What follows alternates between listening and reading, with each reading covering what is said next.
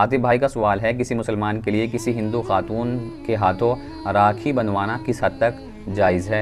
रक्षाबंधन ये गैर मुस्लिमों का और बतौर ख़ास हिंदुओं का अपना एक मजहबी त्यौहार और रिलीजियस फेस्टिवल है, जिसमें मुसलमानों का शरीक होना बिल्कुल जायज़ नहीं है।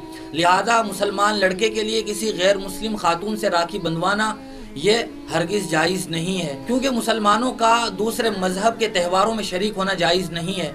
और अगर इसी तरह शिरकत होती रही तो एक वक्त ऐसा आएगा कि इस गैर शरई मजहबी रस्म की दिल से मजम्मत और बुराई भी आदमी के दिल से निकल जाएगी, और इससे बढ़कर कोई दूसरे मजहबी त्योहारों में भी एक मुसलमान शिरकत करने लगेगा, जिसकी वजह से ईमान के चले जाने का सख्त अंदेशा है। और अगर कोई मुसलमान राखी बंधवाने को इस्तेहसान और अच्छा समझते हुए रवादारी के चक्कर में राखी बंधवा लेता है तो कुफ्र का भी अंदेशा है। लिहाजा इस अमल से बचना और अपने आप को दूर रखना निहायत ज़रूरी है।